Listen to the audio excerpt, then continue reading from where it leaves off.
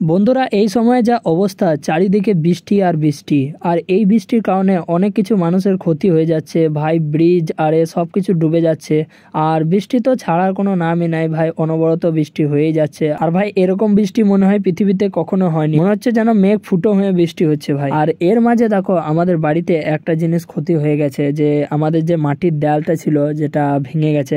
তোমাকে ওয়াইড অ্যাঙ্গেলে দেখানোর চেষ্টা করছি, দেখো। আর যার কারণে পুরো প্রাচীরটা ভেঙে গেছে ভাই। আর এর জন্য ছাগলদের প্রচুর কষ্ট হতে পারে, কারণ যদি কুকুর আরে চলে আসে তাহলে ছাগলদেরকে প্রচুর ডিস্টার্ব করতে পারে। যদি ছাগলদেরকে ধরে ফরে নেয় তাহলে প্রচুর অসুবিধা আছে। আর এখান থেকে ছাগল ওই বাগানের মধ্যেও ঢুকে যেতে পারে। তার জন্য আমাদেরকে যত জলদি সম্ভব তত জলদি এটা মেরামত করতে হবে। তো আমি তো বাড়িতে বসেছিলাম, আর আমি মনে মনে ভাবলাম যে কেননা এই বেড়াটা মেরামত করা যাক, আর যে মাটিগুলো বেঁচে খুঁচে থাকবে সেই মাটিগুলো উঠোনের মধ্যেই কিছু ঢিপ করে দেওয়া যাক, যাতে জল পেরোপেরিতে অসুবিধা হবে না আমাদের। তো যখন বৃষ্টি থামলো তখন আমি কাজটাকে চালু করার সিদ্ধান্ত নিলাম। তো তার জন্য হাতে একটা বাটি নিয়ে নিলাম, আর ওর পরে আরো একটা বড় বাটি নিয়ে নিলাম, যেটা থেকে আমরা মাটিগুলোকে নিয়ে নিয়ে ফেলবো। তারপরে একটা ফাওড়া নিয়ে নিলাম যাতে মাটিগুলোকে জড়ো করা যায়। আর তারপরে একটা শাবল এবং কাটারি নিয়ে নিলাম, যেটাতে করে আমাদের সরঞ্জামগুলো রেডি করে নিলাম, যাতে আমাদের কাজ করা সরঞ্জামগুলো এক জায়গায় থাকে। তো এইবার আমাদেরকে এই জায়গাটা পরিষ্কার করতে হবে। তার জন্য প্রথমে আমাদেরকে মা বললো যে এই যে হরিতলাটার পাশে খাল ঢিপ হয়ে আছে, তো এই জায়গাটা কটা মাটি দিয়ে দেয় যাতে সাইকেল আর মোটরসাইকেল পেরোতে সুবিধা হবে। তো আমি দেখলাম এখানে কটা চিমনি ভাটা ইট পড়ে আছে, তো চিমনি ভাটা ইটগুলোকে এক সাইড করে রাখা যাক। তো চিমনি ভাটা ইটগুলোকে জড়ো করে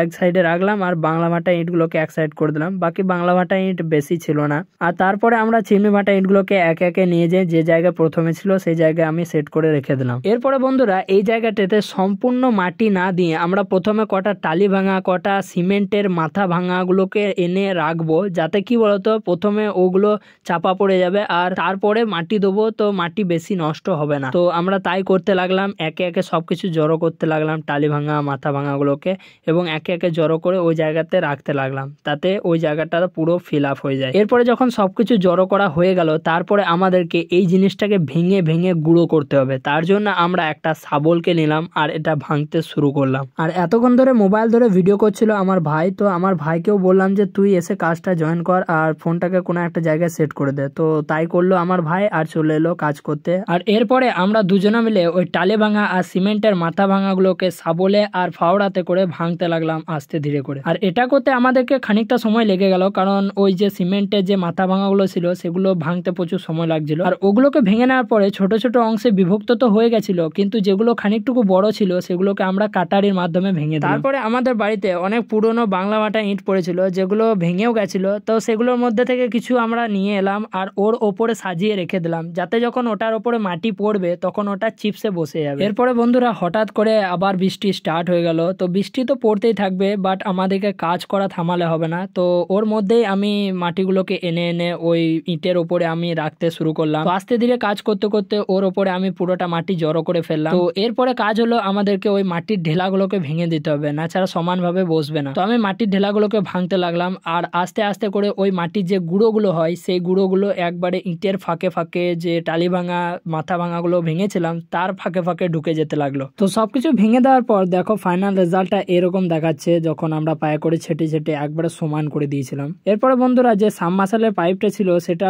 উঠোনের মাঝে বেরিয়ে গেছিল, তো সেটাতেও আমাদেরকে মাটি দিতে হবে। তো তার জন্য আমরা ওখানে মাটি দিতে শুরু করলাম। আর এই সময় আমরা একটা বুদ্ধি লাগালাম, যে পাইপের ওপরে হালকা করে মাটি দিয়ে আমরা বাঁশের অর্ধেক বাতা ওর উপরে দিয়ে দিলাম, যাতে কি বলতো প্রেসারটা পুরো পাইপের উপরে পড়বে না, বাতাটা ওই পাইপটাকে প্রোটেক্ট করবে। তো তারপর আমরা ওর উপরে মাটি দিয়ে দিলাম। তো ফাইনাল রেজাল্টটা তোমরা দেখতেই পাচ্ছ, এরকম দেখাচ্ছে। আরো একটা জায়গায় পাইপ ছিল, বাট ওইখানে বাতা দিইনি, ওখানে শুধুমাত্র মাটি দিয়ে দিয়েছিলাম। তো ওর পরে ওখানে সিপ করে জল দিয়ে দিলাম, যাতে ওই মাটিটা ওখানে টান হয়ে মানে চিট ভাবে বসে থাকে। তো এইভাবে আমরা এই জায়গাতে হালকা তো পরিষ্কার করে ফেলেছিলাম। এরপর বাকি আছে ওই জায়গাতে বেড়া যাওয়া, যাতে ছাগলরা ঢুকতে না পারে। তো তার জন্য আমি কাটাইটা নিয়ে নিলাম, বাট কাটাইতে দেখলাম ধার এক ফোঁটাও নাই। তো তার জন্য আমি একটা ধার পাথর নিয়ে নিলাম, আর ওই কাটারির মাঝে ঘষতে শুরু করলাম। আর ঘষতে ঘষতে ওই কাটাইটা হালকা হলেও ধারালো হয়ে গেল। এরপর বন্ধুরা আমরা এই জায়গাটিতে একটা প্ল্যান চেঞ্জ করলাম, কারণ অনেকটা সময় হয়ে গেছিল। তো এই জায়গাতে বেড়াটা বাঁশের দেওয়া বাদ দিয়ে আমরা বেড়াটা আঁকড়ের ডালে দিয়ে দেবো, যাতে যে আঁকড়ের কাঁটাটা আছে সেটার কারণে ছাগল ওইদিকে ঢুকতে পারবে না। তো তার জন্য একটা গরু এসেছিল, সেটাকে ডাকাতে ডাকাতে আমরা আঁকড়ের ডাল কাটতে চলে গেলাম। আর এখানে একসাথে পেয়ে গেলাম অনেকগুলো আঁকড়ের গাছ। তো এখানে আমাদেরকে আঁকড়ের ডালটা কেটে ফেলতে হবে। আমি বেশি সময় নষ্ট না করে ফটাফট আঁকড়ের ডালগুলোকে কাটতে শুরু করলাম আর এক জায়গায় জড়ো করে রাখতে শুরু করলাম। আর এই মুহূর্তে ভাই আমার আঁকড়ের ডাল কাটা দেখে ছাগলগুলো চলে এলো, মনে করছে যে আমাদের জন্য কিছু পাতা ফাতা কাটা হচ্ছে। তো চলে এসছে সব ছাগলে, দেখতেই পাচ্ছ। বাট ওরা আঁকড়ের পাতা খায় না, তো ওরা প্রথমে সঙ্গে সঙ্গে দেখে নিল আর ওদের পছন্দ হলো না, তো ওরা ঘুরে পালিয়ে গেল। তো অবশেষে আমরা অনেকগুলো আঁকড়ের ডাল জোগাড় করে ফেলেছিলাম আর আমরা একে একে ওগুলোকে ঘরে নিয়ে চলে গেলাম। এবার বন্ধুরা আমরা বেড়াটা বানাতে শুরু করব। তো এখানে দেখো একটা বাঁশের সাপোর্ট দেওয়া আছে। তো আমরা প্রথমে কটা টিন ভাঙা ছিল সেগুলোকে আমরা এখানে দিয়ে দিলাম যাতে ওখানে একটু বেশি এক্সট্রা সাপোর্ট হয়। তো এরপরে বন্ধুরা আমরা ধীরে ধীরে করে ওই আঁকড়ের ডালগুলোকে এক এক করে বসাতে শুরু করলাম আর একটু ঘন ঘন ভাবে বসাতে শুরু করলাম যাতে কি বলতো ছোট ছোট ছাগুলো যাতে যেতে না পারে ফাঁক দিয়ে, ঠিক আছে। তো অনেকক্ষণ ধরে এরকম ভাবে সাজানোর পর ফাইনালি এটা পুরোটা কমপ্লিট হয়ে গেল আর তোমরা দেখতেই পাচ্ছ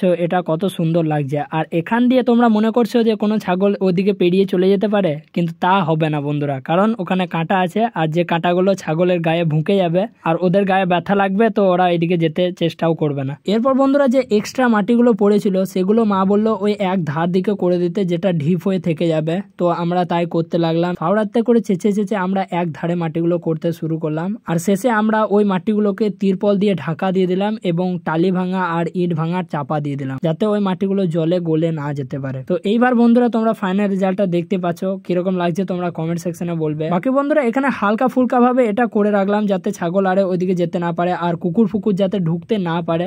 বাকি এখানে গান দিয়ে পাচ্ছি তো আমরা অনেকদিন পরে করব, তো তখন পর্যন্ত কাজ চালানোর মতো এরকম করে রাখলাম। আর হরিতলার কাছে যেটা মাটি দিয়েছিলাম সেটাতে তোমরা দেখতেই পাচ্ছ যে সাইকেল নিয়ে বা মোটরসাইকেল নিয়ে কিরকম পেরিতে সুবিধা হবে। আর ওই যে সাইম মাসালের পাইপটা ঢাকা দিয়ে দিয়েছিলাম সেটাও খুব অসাধারণ লাগছে আমাকে দেখতে। বাকি বন্ধুরা ঘরের কাজ করতে আমাদেরকে মজা লাগে, আশা করি তোমাদেরকেও ভালো লাগে। ঘরের কাজ তোমাদেরকেও করা উচিত, আমাদেরকেও করা উচিত এবং সকলকে করা উচিত যাতে ঘরটা পরিষ্কার থাকে এবং ঘরে কি বাইরেও পরিষ্কার রাখতে হবে তোমাদের। আর ক্যামেরার পেছনে কিন্তু আমার ভাইও কিন্তু অনেক কাজ করেছে, বাট ওটা তোমরা দেখতে পাও না। এই কাজগুলো পুরোটাই কিন্তু আমি আর আমার ভাই মিলেই করেছি। তো বন্ধুরা আজকের এই ভিডিওটা তোমাদেরকে কেমন লাগলো তোমরা কমেন্ট সেকশনে বলবে। বাকি তোমাদের সঙ্গে এরকম ভাবে দেখা করতে থাকবো। তো চলো বাই।